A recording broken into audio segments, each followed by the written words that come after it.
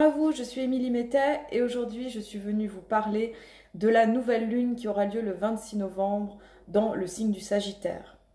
Donc je ne sais pas si vous l'avez remarqué, nous avons quitté le signe du Scorpion qui nous a accompagnés du 23 octobre au 22 novembre et ça a été tout un passage de transformation, de transmutation. Nous avons passé le portail de Shamain pour nous inviter à renaître, à mourir et à changer pour pouvoir exister d'une nouvelle façon.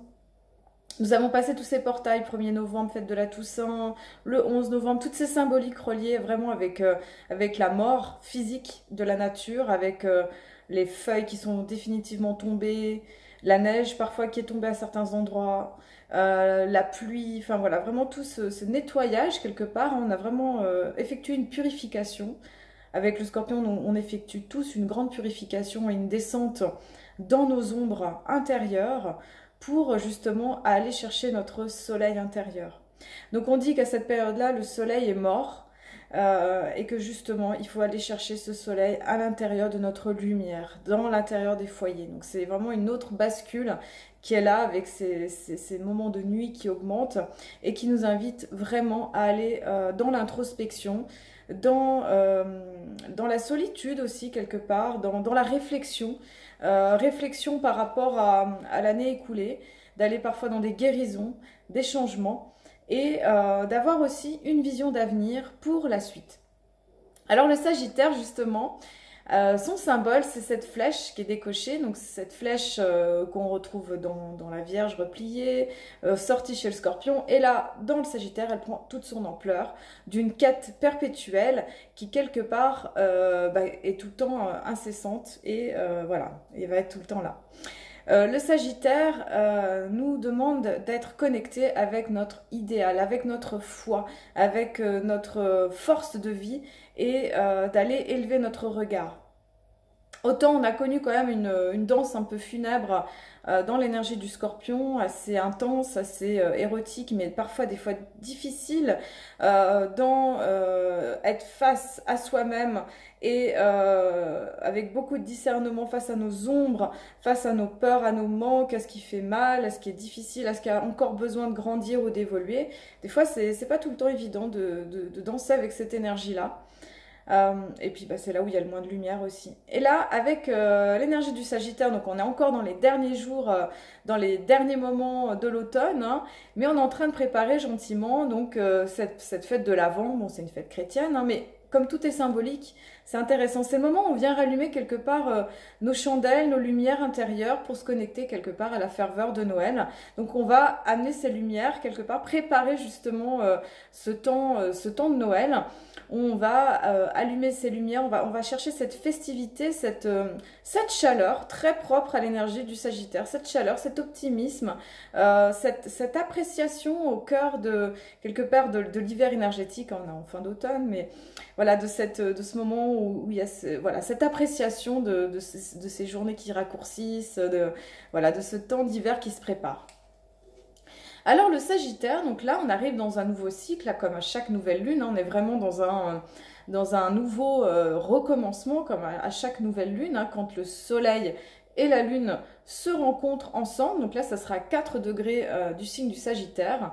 Et du coup quand il y a cette rencontre, on démarre un nouveau cycle de 29 jours environ. Alors, Soleil et la Lune en Sagittaire, on va nous inviter à aller justement chercher cette quête, cet idéal, cette foi, cette envie d'aller plus loin. Et comme nous a suggéré quelque part l'eau du Scorpion nous a fait ressentir beaucoup de choses, à remuer des émotions. Quelque part, à partir de ces émotions, maintenant, il va y avoir un espèce de feu, une espèce d'inspiration qui va en découler. Se dire, ok, maintenant, qu'est-ce que tu choisis? Est-ce que tu choisis la vie? Est-ce que tu choisis la mort? Et si tu choisis la vie, qu'est-ce que tu vas, quel va être, où tu vas décocher ta flèche symboliquement? Où est-ce que tu vas mettre ta direction de vie? Et quels vont être tes buts? Alors le Sagittaire, il nous amène vraiment à rencontrer avec enthousiasme nos buts, nos visées, nos projets. Et c'est aussi à ce moment-là où symboliquement on peut se projeter aussi dans l'année qui va arriver, donc en 2020. Donc on se projette aussi sur ce qui va arriver. Donc c'est un petit peu l'intérêt de cette période-là. Le Sagittaire, il est intéressant aussi dans sa symbolique, hein, c'est vraiment ce centaure, hein, c'est-à-dire cet être à moitié humain et avec un corps de cheval, donc qui a pu... alors l'invitation justement, ça va être d'accepter nos instincts quelque part bestiaux, animaux, primaires, grégaires pour premiers, et d'arriver justement à les honorer, à les unifier avec notre dimension humaine, hein, parce que dans le tronc justement c'est un homme avec un cœur d'homme, avec cette flèche qui va décocher. Donc il y a vraiment cette nature à la fois sauvage, instinctuelle, et en même temps un besoin d'élévation, un besoin de conscience, de sagesse en fait, qui fait que le signe du Sagittaire, de tous les signes de feu, est le signe quelque part qui a le plus de réflexion, plus de philosophie, plus de profondeur. Voilà, il nous invite à ça. Symboliquement, c'est aussi la braise un peu d'un soleil incandescent, le soleil qui est en train de mourir, mais c'est cette dernière braise en fait qu'on va conserver pour maintenir le feu de vie, le feu de Prométhée, ce feu de la conscience et de la connaissance pour justement avancer dans une quête intérieure. Voilà, donc le soleil et la lune donc, vont se retrouver dans le signe du Sagittaire. Et nous allons avoir tout un balai de planètes qui vont être un petit peu en duo. Alors c'est intéressant dans cette carte du ciel, on a pas mal de duos.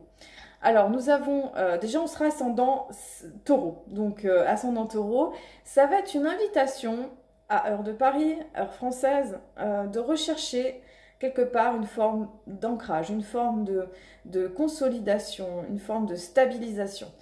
Les énergies scorpions, c'est vrai qu'elles viennent chambouler, elles viennent bouleverser, elles viennent remuer des choses, voilà, pas toujours simples à traverser quand même, hein. Ça c'est vraiment pour tout le monde, hein. Ça peut sembler parfois un peu lugubre, et en même temps cette traversée de l'ombre, quelque part, elle est nécessaire pour grandir, pour aller plus loin, pour faire du tri, pour laisser aller les choses. Donc c'est vraiment intéressant, plus on va être dans l'acceptation de ce que le scorpion nous propose, plus on va pouvoir renaître à la force du Sagittaire pour pouvoir préparer une nouvelle vie, préparer un nouveau moment, préparer finalement 2020 avec toute sa nouveauté qu'elle propose.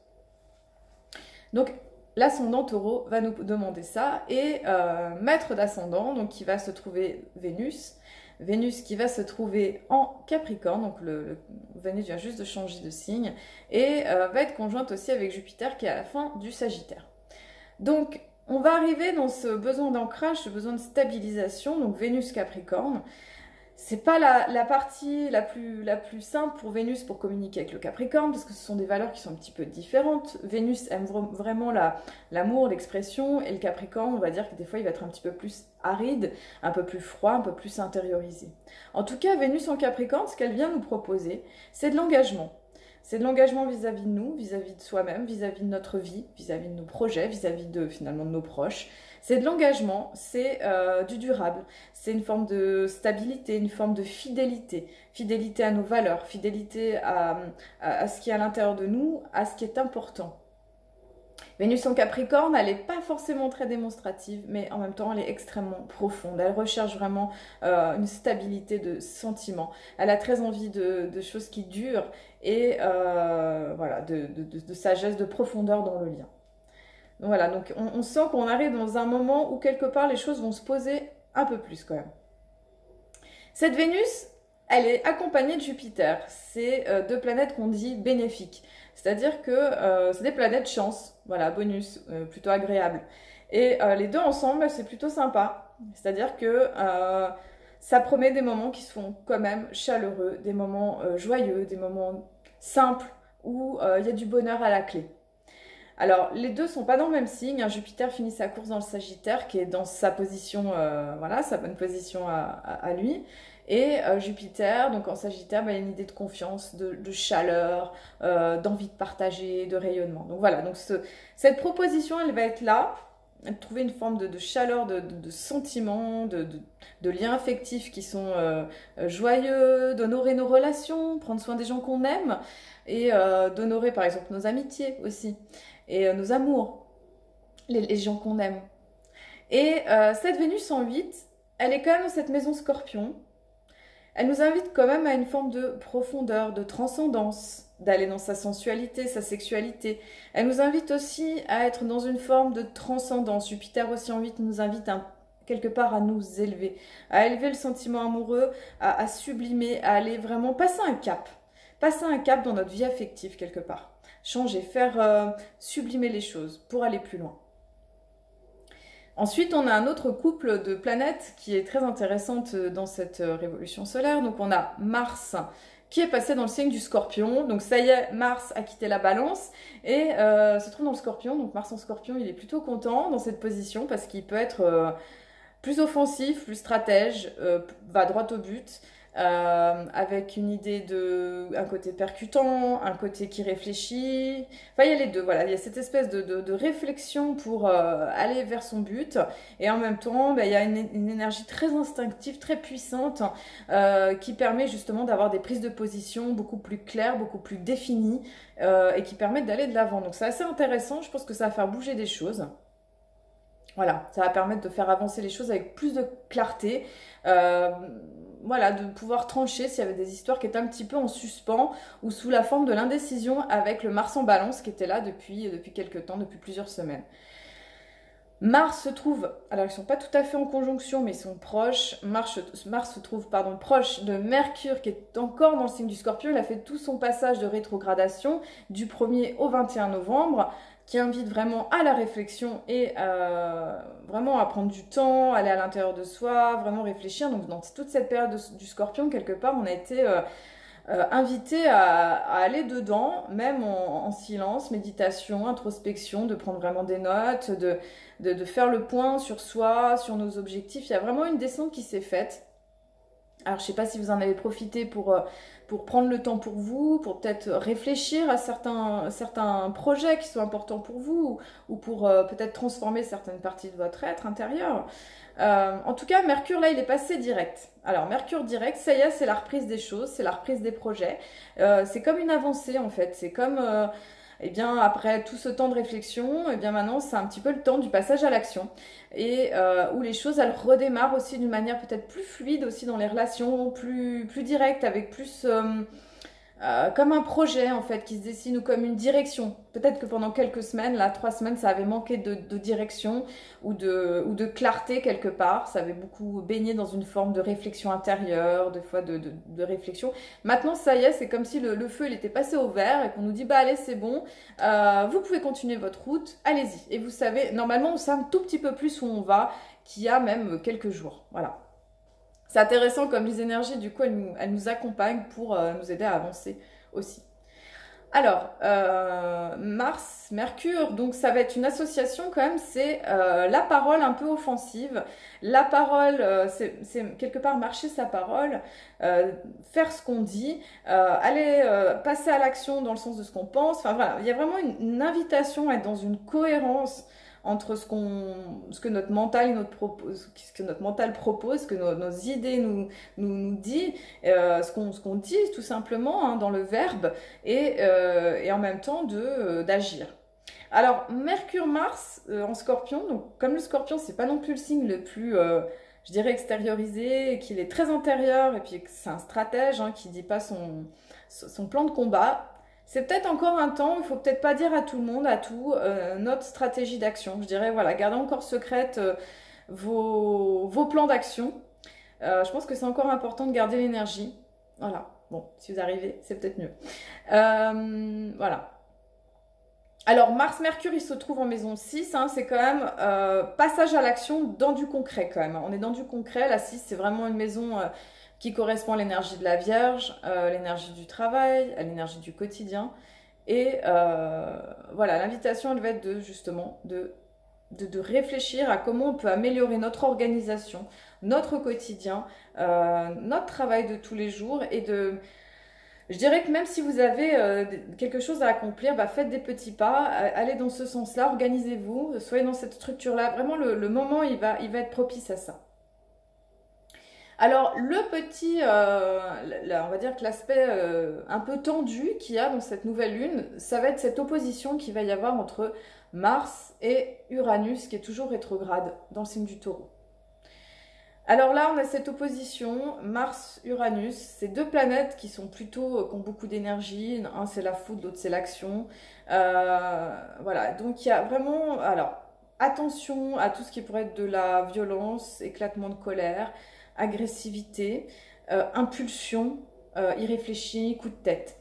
Alors, des fois, la tendance, elle pourrait être là. Je dirais, prenez le temps quand il y a cette énergie qui, en plus, elle est rapide, hein, c'est une énergie vraiment d'accélération et de rapidité. De prendre le temps de réfléchir, de sentir à des moments pour pas que ça prenne tout l'espace ou que ça fasse éclater des fois les choses ou les situations. Donc, il peut y avoir peut-être des renversements de situation, il pourrait y avoir des fois des emballements d'énergie, des pics énergétiques avec des hauts et des bas. Euh, voilà, donc ça, je pense que c'est quand même à maîtriser ces énergies-là, de prêter attention, surtout qu'Uranus se trouve en maison 12, qui nous prédispose quand même à des situations un petit peu surprises ou des choses parfois un peu cachées. Ça va être important d'apprendre à se maîtriser, à être dans une forme de vigilance intérieure. Voilà, tout en gardant la belle énergie qui est quand même là, qui invite à l'action et à aller plus loin. Alors ensuite, nous avons toujours nos planètes dans le signe du Capricorne, Pluton, Saturne avec le nœud sud, maison 9, et en maison 3, le nœud nord en Cancer. Bon, bah, je vous le rappelle à chaque vidéo, donc je ne sais pas si c'est toujours utile de vous le dire, mais voilà, on est vraiment dans ce moment très Capricorne, en plus avec ces planètes karmiques, on dit, c'est-à-dire des planètes qui ont une charge émotionnelle, qui tend à régler des choses en lien avec parfois notre passé, ou des questions qu'on a à résoudre dans cette vie pour se réaliser, pour pouvoir avancer et aller plus loin. Donc on a toujours Pluton-Saturne qui viennent nous demander de changer, transformer les structures anciennes sur des plans, sur tous les plans, voilà. Voilà, donc là c'est en maison 9, donc c'est par rapport peut-être à une forme de philosophie de vie, donc c'est intéressant, on est dans la nouvelle lune Sagittaire. Il y a peut-être quelque chose à changer par rapport à notre philosophie, par rapport à nos croyances, par rapport à nos idéaux. Voilà, il y a peut-être des choses encore à aller regarder et à passer au tamis de cette réflexion, de ce changement.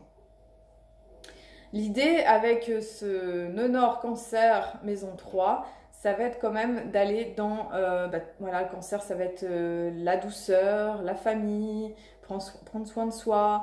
Maison 3, on est quand même dans la communication, donc c'est important, ça va être important de communiquer, ça va être important d'aller dans la douceur, d'aller dans le lien. Voilà, donc il ne faut pas perdre de vue ce côté-là. Donc ça va être d'amener un petit peu nos idéaux, nos grands projets, nos grands... Il y a cette ambition hein, du Capricorne, hein, qui est vraiment un signe de travail, d'élévation, qui pousse justement à une forme de réalisation, une forme d'avancement. Et en même temps, il faut trouver la balance et l'équilibre avec notre monde intérieur, le fait de se chouchouter, le fait de prendre soin de soi et d'être dans une forme de douceur et de lien et de coopération. Les 2 mètres du nœud nord se trouve Mercure, il est en Scorpion, donc il y a une invitation à la profondeur dans le quotidien. Et Soleil-Lune, j'ai oublié de le dire tout à l'heure, ils sont en maison 7. Donc, ils nous invitent quand même à être en relation. Maison 7, c'est le couple, c'est la relation à l'autre, l'associé, voilà, l'autre d'une manière affective. Ça va être vraiment de communiquer d'une manière chaleureuse, où on s'exprime, on est dans la profondeur et dans la chaleur de sentiments et de liens. Voilà, donc le Soleil-Lune, il va nous inviter à aller chercher ça dans cette carte du ciel, à rechercher cette profondeur. Autre élément important avec cette bascule, hein, parce que voilà, le soleil Sagittaire et cette lune aussi, je voulais vous dire, hein, vous spécifier, on est vraiment dans ce moment de quête, d'évolution, d'optimisme, de courage, hein, finalement, par rapport à comment on avance dans notre vie. Et là, il y a quand même une idée de comment on avance aussi dans la relation à l'autre, comment on peut évoluer justement à cet endroit-là, dans une chaleur, dans une confiance, dans une harmonie, dans quelque chose d'heureux, d'optimiste. Je dirais que le moment, il nous invite aussi à lâcher, en fait, d'une manière collective, hein, parfois nos pensées, nos anxiétés, nos inquiétudes, les petites choses pour apprendre simplement à être heureux d'une manière simple. C'est aussi cette invitation de Jupiter en Sagittaire qui est maître de cette nouvelle lune. Voilà, qui nous invite, voilà, soyez heureux simplement, c'est possible, apprenez à apprécier les choses simples de la vie et d'apprendre juste à apprécier ce qui est là. Alors, excusez-moi, Jupiter va entrer, donc Jupiter va faire un gros changement. Il va rentrer dans le signe du Capricorne le 3 décembre. Donc Jupiter, en fait, il met 12 ans à faire sa révolution, c'est-à-dire qu'il fait... voilà, il revient tous les 12 ans. Il reste un an environ dans un signe. Et c'est vrai que ça va colorer quand même une année environ. Donc là, Jupiter était dans le Sagittaire, il était très content, il était chez lui, il nous amenait de la joie, de l'optimisme, et de la confiance et de la chaleur, même si c'était pas tout le temps simple et évident, hein, avec ces énergies un petit peu rouleau compresseur du moment, qui sont des fois un petit peu lourdes, hein, un petit peu pas tout le temps fluides.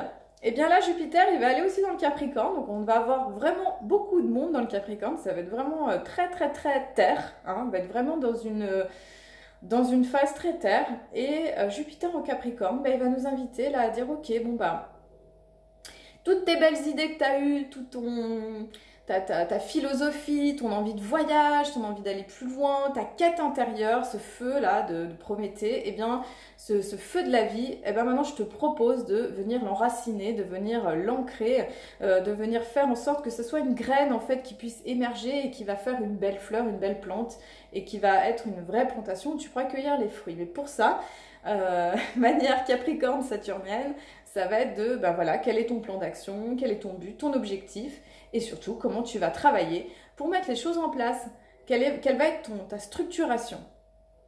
Donc Jupiter en Capricorne, voilà, il va être moins fun quelque part que Jupiter Sagittaire. Il va aller dans le sens de cette énergie Saturne, Pluton, le Sud. Il va amener un petit peu plus de légèreté, je dirais, là-dedans, hein, parce que Jupiter, c'est quand même la chance. Mais il va nous inviter aussi à aller dans cette profondeur de travail, cette profondeur, cette efficacité, un côté pragmatique, la sagesse, la réflexion, du passage à l'action, du travail, de la stratégie, de l'ambition, de l'élévation sociale, de la sagesse. Voilà, de la solitude, mais aussi une solitude qui peut être vécue d'une manière féconde, dans la profondeur. Voilà, donc en fait, on va juste amplifier ce moment Capricorne, saturnien qui est en ce moment. On va rajouter une planète de plus dans cet aspect-là et du coup, ça va être encore plus intense à cet endroit. L'invitation, ça va être vraiment d'aimer, d'apprécier cette énergie-là du Capricorne, d'apprendre à travailler avec aussi. Pour que ce soit, alors pour certains c'est plus facile, hein, si vous avez des planètes en Capricorne, le soleil, l'ascendant, la lune, c'est plus simple. Voilà, pour les autres, eh bien, ça va être important d'apprendre à apprivoiser cette énergie, voilà, d'apprendre à danser, à travailler avec, parce qu'en même temps, je pense que ça peut être un grand moment de réalisation si on sait surfer sur la vague du Capricorne, ou si on sait plutôt gravir sa montagne, et voilà, quel va être notre sommet, quelle va être nous, notre ambition, et comment justement on va se donner la possibilité de réaliser cet objectif. Donc voilà, en même temps c'est génial. Ça sera peut-être pas le côté le plus funky du zodiaque, et en même temps c'est un super moment de réalisation et de profondeur et d'élévation. Donc voilà, c'est une belle invitation de la vie d'aller chercher ça pour aller plus loin. Sans oublier notre nonor en cancer qui nous dit tu passes pas tout ton temps au boulot, s'il te plaît, fais gaffe au burn-out. Sois plutôt, oublie pas ta rondeur, ton féminin, ta sensibilité, d'honorer ton chez-toi aussi, ta maison, ton foyer, le lien avec ta famille, ta famille intérieure, c'est-à-dire voilà, ton moi intérieur, ton enfant intérieur, tout ce qui te fait du bien, tes besoins. Donc voilà, donc ça va être vraiment de trouver le bon tempo entre cette dimension extrêmement ambitieuse et profondément réalisatrice qui est vraiment là. Et puis en même temps, on va savoir se coucouner, savoir aussi prendre soin de soi, parce que du coup, ça va être important de trouver cet équilibre-là. Voilà. Sinon, nous avons Neptune qui est trigone à Mercure, donc ça c'est très intéressant, ça va nous donner beaucoup d'intuition et d'inspiration. Uranus qui est trigone à Vénus, donc parfois des surprises et de la nouveauté en amour, et en tout cas c'est une invitation à aller là-dedans. Et voilà, je pense que j'ai fait à peu près le tour. On a une des Lilith qui est passée aussi dans le signe du Bélier. Alors la lune noire, c'est une blessure au niveau de l'âme, au niveau d'un don aussi, donc on en a plusieurs qui sont en poisson. Et là, la lune noire en Bélier, elle nous invite à passer à l'action aussi, à passer à l'action, à démarrer aussi quelque part un nouveau cycle. Donc c'est comme si, en fait, il y a 3 lunes noires, et il y en a 2 qui sont encore dans le poisson. Et il y en a une qui avançait dans le bélier. Donc c'est intéressant, c'est comme s'il y avait toute cette espèce de transformation du cycle ancien. Et une autre partie qui dit, ok, voilà, il y a la nouveauté aussi qui est là. Prends-en soin. Qu'est-ce que tu veux faire émerger pour ta nouvelle vie, pour les moments qui arrivent aussi. Voilà. Alors ensuite, je voulais vous parler du calendrier Maya galactique. Le calendrier Maya galactique. Alors, donc, je voulais vous parler du Tzolk'in. Donc là, en ce moment, on est dans cette grande colonne mystique, le centre du Tzolk'in, qui nous rapproche du divin. Donc, nous sommes exactement... Donc ça c'est une période qui s'ouvre du 10 novembre au 29 novembre. Donc on est vraiment... on doit être par là en ce moment. Voilà, hop, on est en train de terminer. Donc c'est vraiment, c'est plusieurs jours où en fait il y a plein de réponses, il y a plein de connexions. Faut pas hésiter à poser des questions, à demander ce qui peut nous aider à nous élever, à aller plus loin, pour nous changer, nous transformer, puis surtout avoir des vraies réponses de connexion intérieure. Alors sinon, dans le calendrier Maya, nous sommes dans la lune numéro 5, la lune du Pan, qui est la lune en lien avec le rayonnement personnel, le commandement, comment on va prendre notre pouvoir en main. C'est aussi cette reliance avec notre moi supérieur, avec l'estime de soi, avec la vigilance, la lucidité et aussi l'humour. Bon. Alors, cette lune du Pan, elle va nous inviter à rayonner, justement, à savoir faire le pont. Voilà, c'est cet animal qui fait la roue, qui a des très belles plumes. On dirait qu'il a des yeux sur ses plumes. Et justement, il est un petit peu comme le lion, le Pan. Il est dans sa magnificence. Alors, ok, comment on peut être dans notre magnificence? Comment on peut aller plus loin, justement, dans notre rayonnement, dans notre focus perso, pour justement prendre notre pouvoir en main? Donc ça, c'est toute l'invitation du 15 novembre au 12 décembre. Ensuite, donc, on est dans cette colonne mystique que je vous présentais tout à l'heure, et on est dans l'onde enchantée du singe bleu du 20 novembre au 2 décembre. Alors, l'onde enchantée du singe bleu, c'est celle qui est le plus au centre. Vous voyez, c'est le signe le plus au centre, c'est celui-là, là. Hop, 131. Hop, et puis il fait vraiment tout ce cycle-là. Pour moi, c'est celui qui est le plus au centre, et il est au plus proche du divin, au plus proche du plan divin. Donc il nous invite vraiment à aller nous connecter vraiment à notre reliance supérieure, à notre moi supérieur, à notre âme, à qui nous sommes en profondeur, à notre essence spirituelle, à notre étoile, vraiment à ce qui nous connecte à nos origines, de qui l'on est, dans tout ce que l'on est, dans tous nos espaces de multidimensionnalité. Voilà, donc c'est un excellent moment pour aller déployer cette force-là. Et aussi, le singe, il est relié avec l'enfant intérieur, avec l'humour, avec la joie, avec le fait de ne pas se laisser prendre dans le système, ou je dirais dans la matrice. Je pense beaucoup à ça avec Matrix, mais pas se laisser prendre dans la matrice. Comment on peut sortir de la matrice? Comment on peut sortir des choses qui nous conditionnent dans cette société? Comment on peut aussi casser les systèmes en lien avec notre société, notre culture, notre religion, nos systèmes de pensée perso aussi. Comment on peut briser tout ça pour exister d'une autre façon, beaucoup plus libre, beaucoup plus spontanée, beaucoup plus joyeuse, beaucoup plus vivante en fait. Voilà, la vie nous invite à être plus vivant et à lâcher tout ce qui ne nous appartient pas, toutes ces croyances. Donc voilà, le singe bleu, il va venir bousculer un petit peu les choses qui ont besoin d'être bousculées, les peurs, les croyances, les conditionnements, tout ça, pour faire un table rase pendant ces 13 jours. Donc voilà, je vous invite vraiment à... le singe, il est un peu spontané, il a plein d'humour, il laisse venir les choses pour justement que ça bouscule un peu. Ensuite, nous aurons l'onde de la graine jaune du 3 décembre au 15 décembre. À partir de ce qui va émerger avec ce singe, le singe, il va nous montrer des choses par rapport à nous et il va nous inviter à aller cultiver notre joie et notre plaisir à la vie. La graine va nous inviter justement, comme cette graine justement, ça va être le même jour que Jupiter passe en Capricorne. J'aime beaucoup les synchronicités cosmiques et planétaires. Le 3 décembre, donc ça va être, ok, maintenant, avec tout ce qui a émergé, tous ces envies, tous ces élans, comment tu plantes une graine en terre, concrètement, pour avancer dans le sens de tes objectifs et de ce qui est important pour toi et pour ta vie. Voilà, donc la graine jaune va nous inviter à nos projets, à nos visées et à aller plus loin, dans le sens de ce que notre cœur chérit et ce qui est important. Donc je vous invite vraiment à poser cette graine, cette intention, poser des intentions pour cette nouvelle lune et des objectifs pour 2020. Voilà. Je voulais vous lire le symbole Sabian, je suis passée un petit peu vite, passer sur d'autres choses. Alors, à 4 degrés du Sagittaire, la symbolique, c'est un jeune enfant apprend à marcher encouragé par ses parents. Alors, je vais pas tout lire, mais je vais vous faire la synthèse. L'assistance de force supérieure pendant les crises de maturation. En gros, alors, quel est l'objectif ici? Ça va être de gagner plus de liberté, plus de force et d'individualité, puisque le fait de marcher signifie immanquablement que l'on progresse vers soi-même.